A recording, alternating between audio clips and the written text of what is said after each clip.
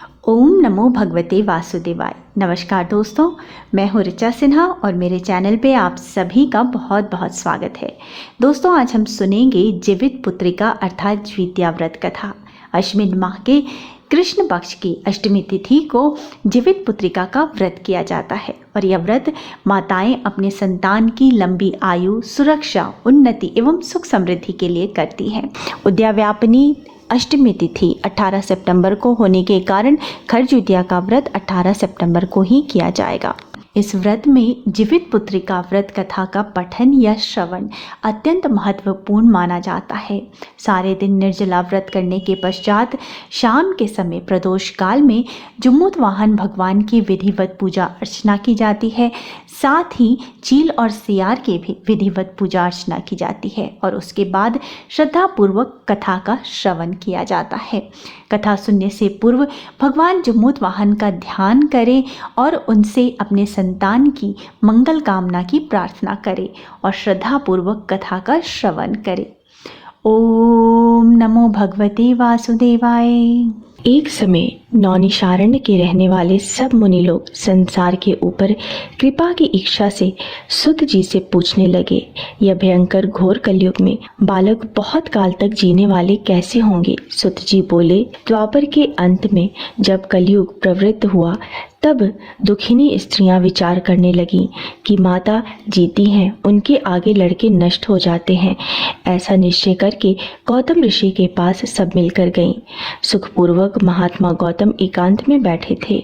उनके आगे स्त्रियां नम्रता पूर्वक खड़ी होकर कहने लगीं, इस भयंकर समय में किस प्रकार से या तप से हम लोगों के लड़के जीवित रहेंगे, ऐसा निश्चय करके हे प्रभु आप ही कहिए।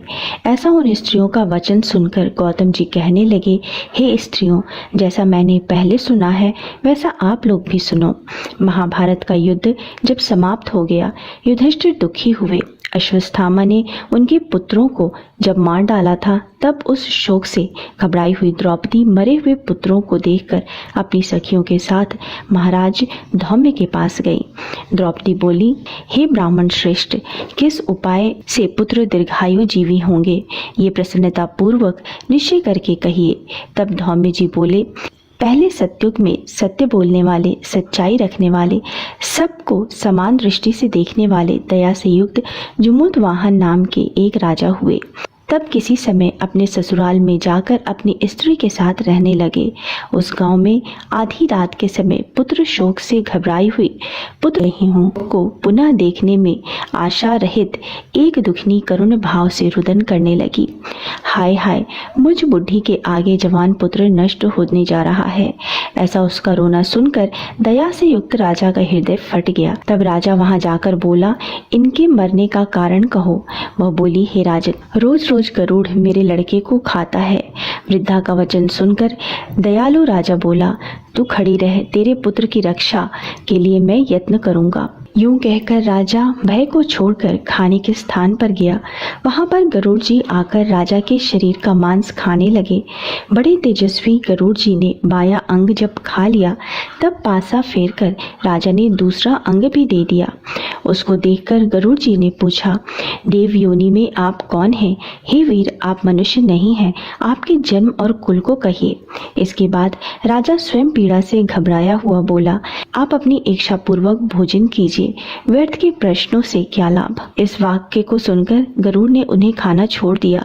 फिर आग्रह पूर्वक राजा के जन्म और कुल को पूछने लगा।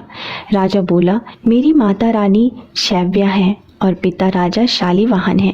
सूर्य वंश में उत्पन्न हुआ मैं राजा जम्मूतवाहन हूँ। इस दयालुता को देखकर राजा से गरुड़ जल्दी से बोला कि हे महाराज, जो आपके मन में हो सो आप वर मांगिए। राजा बोला, हे गरुड़, आप अगर मुझको वर देना चाहते हैं तो मैं मांगता हूँ कि जिसको आपने पहले आहार बनाया है वे सब जिए और फिर अब आप किसी जीव को न खाएं। यही मेरी प्रार्थना है और जो जीव उत्पन्न होते हैं वे बहुत काल तक जिए, ऐसा उपाय कीजिए।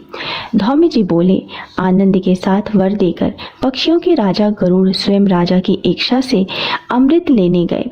और अमृत लगाकर पृथ्वी पर मृत शरीर और हड्डियों पर चारों तरफ से खूब बरसाया। तब वे जो खाए गए मनुष्य थे वे सब गरुड़ की प्रसन्नता से और राजा की कृपा से जी गए। राजा का शरीर पहले से दुगुना सुशोभित हुआ। राजा की दयालुता देखकर गरुड़ जी बोले कि दूसरा वरदान लोक हित की इच्छा में मैं स्वयं देता हूँ। अश्विन माह के कृष्ण पक्ष की अष्टमी बड़ी शुभ है। सप्तमी से रहित वह आज है और तुम प्रजा को जिलाने वाले हो। इस कारण से आज का दिन ज्ञानमय होगा। श्री दुर्गा जी की मूर्ति का बहुत ही भेद है जो तीनों लोकों में पूजनीय है। हे वत्स, आज अमृत के लाने से इस अष्टमी का नाम जीव पुत्रिका हुआ और ये देवी माँ दुर्गा हैं। इस अष्टमी तिथि में जो स्त्रियां जीव पुत्रिका का पूजन करेंगी और कुशा से तुम्हारा रूप बनाकर श्रद्धा और भक्ति से पूजन करेंगी, उनके सौभाग्य की वृद्धि और वंश की वृद्धि निरंतर होती रहेगी। हे महाराज, इसमें कोई संशय नहीं है। सप्तमी से रहित जो अष्टमी है उसमें उपवास करें। जिसमें सूर्य नारायण उदित हो वही अष्टमी है और पारण नवमी के दिन करें। सप्तमी से सहित अष्टमी नहीं करना चाहिए, नहीं तो कोई फल नहीं प्राप्त होता और सौभाग्य भी निश्चय नष्ट हो जाता है। इस प्रकार से गरुड़ जी राजा को वरदान देकर विष्णुपुर बैकुंठ को चले गए। राजा भी अपनी स्त्री के साथ अपने नगर को लौट आए। हे देवी, यह बहुत दुर्लभ व्रत मैंने कहा, जिस व्रत के प्रभाव से लड़के बहुत दिन जीवित रहते हैं। इस वास्ते हे देवी, इस व्रत को पूर्वोक्त विधि से करो और इसमें पार्वती और शैलपुत्री जो है उनका पूजन करो, तब तुमको फल प्राप्त होगा। मुनि के वचन को सुनकर द्रौपदी ने बहुत प्रसन्न होकर ग्राम की सब स्त्रियों को बुलाकर इस उत्तम व्रत को किया। गौतम ऋषि बोले, इस व्रत के प्रभाव को सुनकर चीली ने किसी सुंदर सखी सियारिन से कहा। उसने भी इस व्रत को स्वीकार किया। किसी पीपल की औली में रहकर चीली व्रत को करने लगी। उसी पीपल के खोडर में सियारिन भी व्रत को करने लगी। कहीं पर उत्तम ब्राह्मण से इस कथा को सुनकर चिल्ही ने अपनी सखी सियारिन जो कि खोडर में बैठी थी उससे कहा। आधी कथा को सुनकर भूख से दुखी शरीर वाली सियारिन खोडर से निकलकर जल्दी से मुर्दों से भरे हुए शमशान पर गई। वहां जाकर अपनी इच्छा पूर्वक सियारिन ने मांस खाया और चिल्ही ने निर्जल व्रत किया। तब प्रातः काल हो गया। गौशाला में जाकर सुगंधित युक्त सुंदर जल पिया। वहीं पर स्वस्थ चित्त से नवमी के दिन नवमी में पारण किया। कुछ ही समय बाद दोनों ने अपने शरीर को छोड़ दिया। बाद में कौशलपुर में किसी धनी के घर संयोग से एक ही घर में दोनों का जन्म हुआ। बड़ी बहन सियारिन हुई, छोटी बहन चिल्ही हुई। संपूर्ण लक्षणों से युक्त उसको जाति का स्मरण रहा। बड़ी बहन काशी राज से ब्याही गई, छोटी बहन वही काशी राज के मंत्री से ब्याही गई। गहरे पंथ अग्नि के समीप में विधि पूर्वक ब्याह किया गया। पूर्व जन्म के फल से मृगनैनी रानी से जो लड़का उत्पन्न हुए वो सब यमराज के घर चले गए।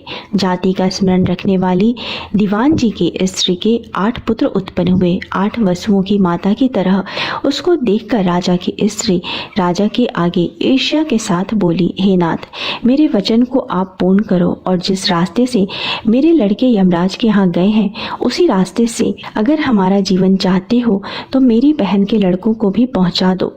ये सुनकर राजा ने वैसा ही किया।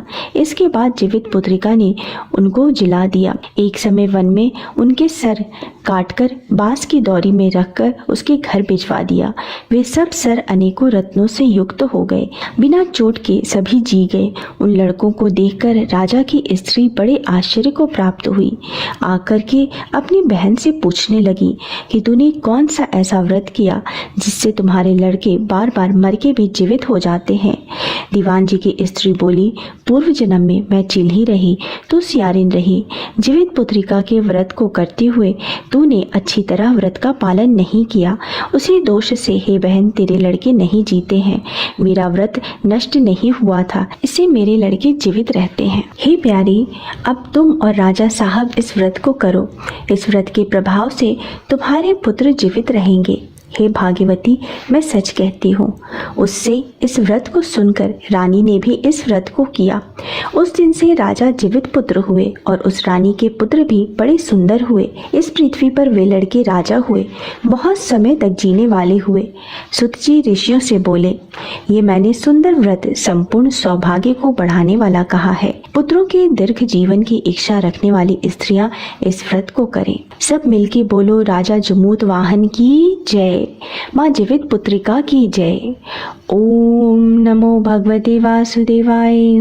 दोस्तों, उम्मीद है आपको मेरा आज का वीडियो पसंद आया होगा। वीडियो पसंद आया है तो वीडियो को लाइक ज़रूर कर दीजिएगा, परिवारजनों के साथ, दोस्तों के साथ शेयर कीजिएगा और मेरे चैनल को सब्सक्राइब करना मत भूलिएगा। मिलते हैं अगले वीडियो में, तब तक स्वस्थ रहिए, सुरक्षित रहिए और अपना बहुत बहुत ध्यान रखिए। जय माता दी।